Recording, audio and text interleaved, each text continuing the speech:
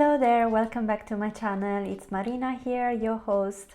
Today we are diving into a topic that every crocheter, new or seasoned, can relate to: mistakes. We have all been there, right? Those moments when your project isn't turning out quite like you envisioned. But do not worry, today we are going to unravel the mystery behind the 10 most common mistakes crocheters make and, of course, how to fix them. Before we dive into the video, if you haven't already, please make sure to hit the subscribe button and let's make sure you never miss my crochet videos. Okay, let's go with the common mistakes most beginner crocheters make. Mistake number 1: crocheting too tight. To make your crochet look clean and neat, it's crucial to start with chains that are large enough for your hook to easily go back into. No need to exert too much force or experience wrist pain. More often than not, when learning how to crochet, beginner crocheters have the tendency to crochet those beginning chains way too tight. If your crochet is too close to your work, you end up having to really pull to get your hook through.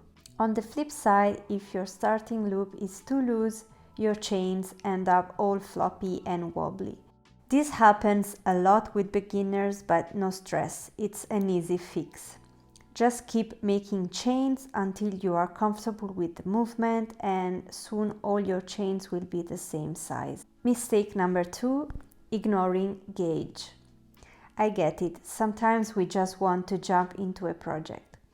However, taking the time to check your gauge ensures that your finished piece will turn out the right size. Gauge is very important when crocheting something that will be worn or something that needs to end up a specific size. Crochet gauge is directly tied to how loosely or tightly you crochet compared to other crocheters or pattern designers. Usually presented as a 4-inch square, a gauge swatch in a pattern indicates the number of stitches the designer used to cover 4 inches horizontally and the number of rows it took to get 4 inches vertically, made using a 4mm crochet hook.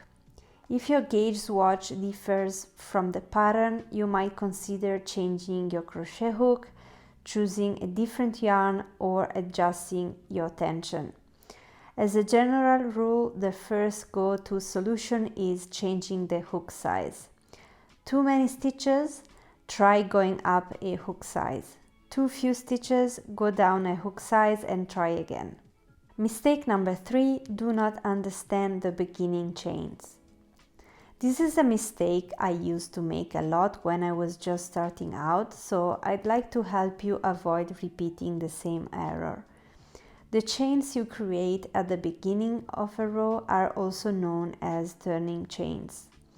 These chains made at the end of the row are necessary to begin the next row and typically help you achieve the correct height for your upcoming stitches.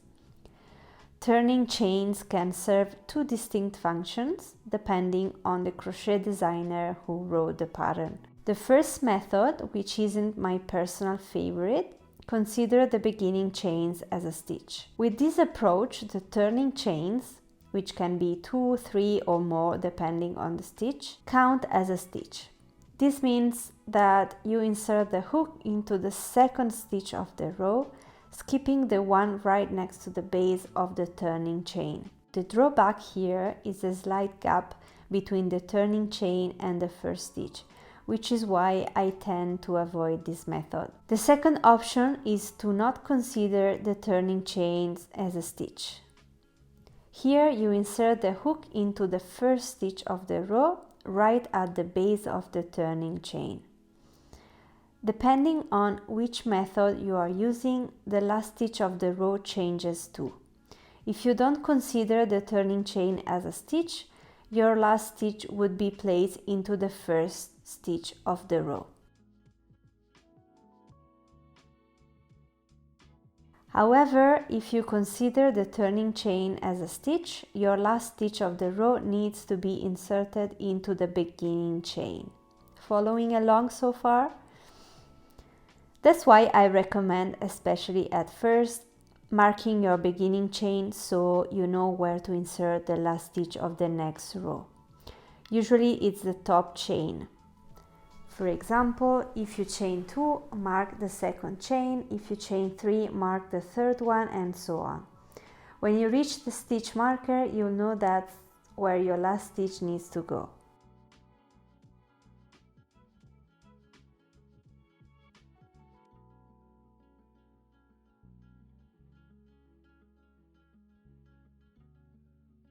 Mistake number 4, not learning to see the stitches.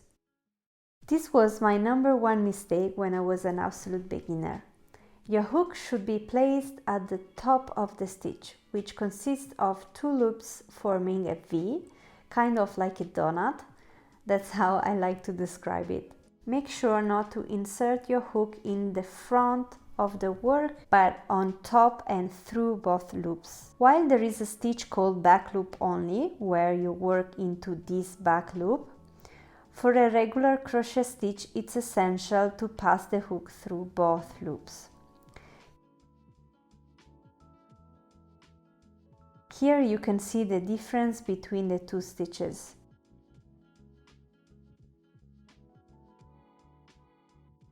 I've noticed some beginners making things a bit more complicated by trying to enter through random loops in the row like these ones. This is not correct. Mistake number 5, do not count the stitches and increase-decrease by mistake. If you can see your project slowly growing or slowly shrinking, it means something's not right. This typically occurs when there is confusion on where the first and last stitches are. I've seen beginners who, after completing the last stitch, accidentally insert their hook into random loops on the side of the work, not realizing they have already finished the row. To avoid this, it's a good idea to use stitch markers to clearly identify the first stitch, and always remember to count your stitches after completing each row. Mistake number 6, do not wave in the ends correctly. Waving in the ends is a technique used to secure the loose ends of yarn at the end of a crochet project. This prevents the yarn from unraveling over time and ensures your project looks neat and professional. After you have finished your work and fastened off, grab a tapestry needle, thread the yarn tail, and start waving in the ends on the wrong side of the work if possible. As a general tip, I suggest sewing up and down and side to side, changing directions a few times to make sure those ends won't come out. For a more in-depth guide, check out my detailed video on this topic. I've linked it down below and here on the screen. It's in Italian with English subtitles. Mistake number 7, do not learn about different yarn weight and crochet hooks. Yarn comes in a range of different weights and hooks come in different sizes. When you refer to crochet hook size, it means the size of the hook head and throat of the hook. Here, for example, I have a 3.5 mm hook, a 5 mm hook, and a 10 mm hook. Yarn weight refers to the yarn thickness. Most yarn labels offer this information with suggestions of knitting needle size or crochet hook size, but I do not always trust them. The more you crochet, the more experience you gain to design a project with the texture and finish you like. The general rule for crochet is the thicker the yarn, the bigger the hook size. However, it really depends on how you want your project to look. If you use a small hook with thick yarn, the fabric finish tends to be tight with smaller spaces in between stitches. For loose and flowy drapes, your stitches must have more spaces between stitches. This look can be created by combining a larger crochet hook with a thinner yarn, like I've done for my Gaia top. I've used a sport yarn with a 5 mm crochet hook. Here I have created a few illustrative slides on different yarn weights, but I've included some helpful resources in the description below as well. Mistake number 8, give up. Being a crochet tutor, I'm used to encouraging beginners to not give up before they have given it a proper go. Too many people expect to pick up a hook and create amazing projects right away, but this is a skill that takes time and patience.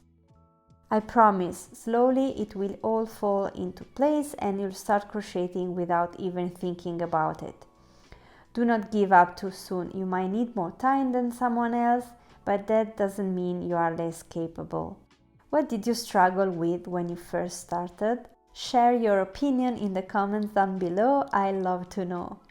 I hope this video was helpful. Thanks so much for watching and see you next time.